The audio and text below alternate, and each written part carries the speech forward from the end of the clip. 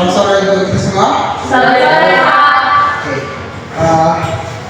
Kali ini kita akan belajar tentang gaya belajar menyertai. Jadi sebelum kita mulai pada pembelajaran kita pada sore hari ini, saya meminta salah satu siswa untuk memimpin kita dalam doa. Mari kita berdoa menurut keyakinan kita masing-masing. Berdoa mulai.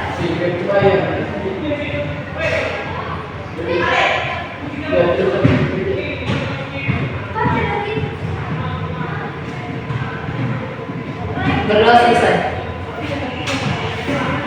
Kepada adik yang telah membawakan kita dalam doa. Oke, baik. Kita masuk ke materi pembelajaran kita pada sore hari ini. Seperti itu, patanya pada minggu lalu. Materi yang kita belajar pada minggu lalu itu tentang apa? Mungkin salah satu siswa bisa mewakili teman-teman lain. Oke, Randi, apa materi yang minggu lalu kita belajar?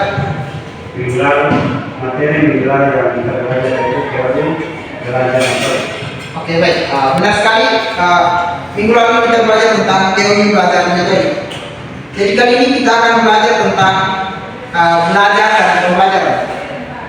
Mungkin teman-teman atau adik-adik tahu apa itu belajar dan pembelajaran. Oke, Jeffrey. Baik, belajar dan belajar. Seperti saya ketahui, ini kata-kata dua ini belajar dan belajar tidak sama. Kalau belajar itu dia lebih menjorok ke individu, yang dimana aktivitas belajar dari seorang individu untuk mengetahui suatu hal yang tidak inginkan. Sedangkan kalau pembelajaran itu sebuah interaksi antara guru dan dengan murid dan juga dosen dan juga mahasiswa. Itu interaksi antara mereka untuk mengetahui suatu hal yang mereka inginkan. Oke, baik. Jawaban yang diberikan teman kita sungguh tepat. Kita berikan aplaus. Tidak jauh beda yang dijelaskan oleh Jeffrey. Jadi kita meninjau lebih jauh pengertian dari belajar dan belajar. Belajar sendiri merupakan proses individu seperti yang dikatakan oleh Jeffrey untuk memperoleh pengetahuan, keterampilan, sikap melalui pengalaman, melalui studi dan pengajaran. Jadi belajar ini tersendiri sifatnya individu, sifatnya dari dalam pribadi masing-masing, sifatnya internal, yang dimana pribadi tersebut belajar dari pengalamannya sendiri, dari kehidupannya setiap hari. Terus pembelajaran sama juga seperti yang dikatakan Jeffrey, tepat sekali. Belajar itu sifatnya lebih besar dari pembelajaran, itu sifatnya lebih besar dari belajar. Jadi jangkauannya lebih luas. Itu adalah sebuah rancangan dari orang, rancangan dari guru, rancangan dari dosen yang sengaja dibuat untuk menambah wawasan dari individu atau siswa. Seperti yang terjadi proses kita sekarang ini. Ini sebuah pembelajaran yang kita rancang, sengaja dirancang untuk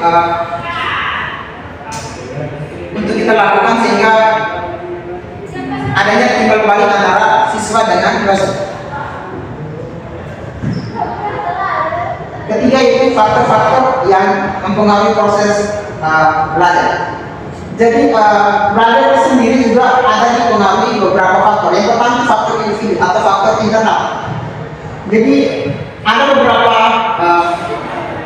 komponen. Yang pertama itu komponen kognitif, yaitu pengetahuan berbalik tersendiri. Yang kedua itu motivasi.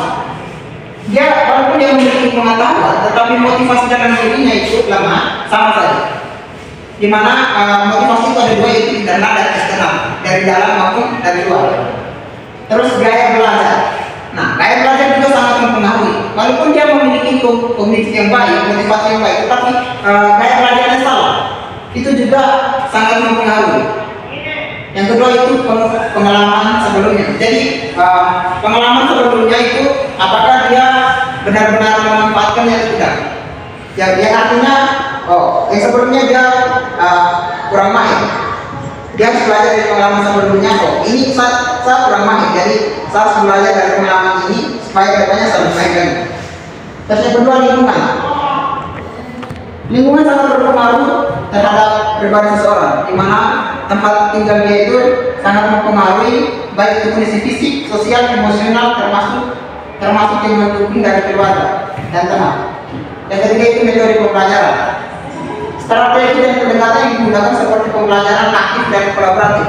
Nah, aktif dan kolaboratif di sini ditekankan kepada hubungan timbal balik antara siswa dan guru, mahasiswa atau dosen. Nah, kolaboratif di sini bagaimana kita kolaborasi? Artinya kita membuat kelompok diskusi. Nah, itu yang dinamakan kolaboratif. Terus yang keempat, sumber belajar. Nah, zaman sekarang ketersediaan sumber belajar itu sangat luas, seperti buku, teknologi, dan bahan ajar lainnya. Yang kelima, pengajaran kualitas dan pendekatan pengajaran dalam menyampaikan materi. Nah, ini kembali kepada pendidik itu sendiri, baik itu dosen maupun guru. Oke. Mungkin itu saja yang dapat saya paparkan dari materi kali ini. Mungkin ada pertanyaan, silakan. Oke, dari Rani, pertanyaannya tentang Sini saya akan menanyakan tentang apa perbedaan Oke, perbedaan dari belajar dan pembelajaran. Oke, yang sangat sederhana perbedaan dari keduanya itu adalah yang satunya sifat individu, yang satunya itu jangkauan yang lebih luas. Jadi belajar itu sifatnya ke diri sendiri, sedangkan pembelajaran itu sifatnya itu lebih luas, seperti intinya lebih dari orang. Ketika lebih dari satu orang itu dikatakan pembelajaran, seperti guru dengan siswa atau dosen dengan mahasiswa. Sudah paham? Oke, baik. Atau ada pertanyaan lain? Oke, baik. Terima kasih atas partisipasi adik-adik sekalian. Sekian dari saya. Sebelum kita mengakhiri pembelajaran kita, mari kita kenal doa. Satu orang pimpin kita dalam doa.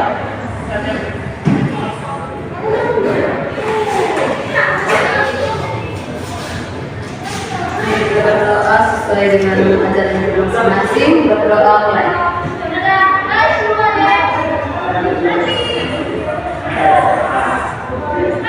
Berdoa selesai. Oke, terima kasih kepada adik yang membawakan doa. Minggu depan pakar tugasnya tentang membuat peta konsep. Jadi kalian harus wajib membuat peta konsep. Peta konsepnya tentang materi belajar kognitif. Jadi harus minggu depan siapkan peta konsep masing-masing. Bisa? Bisa. Oke, terima kasih.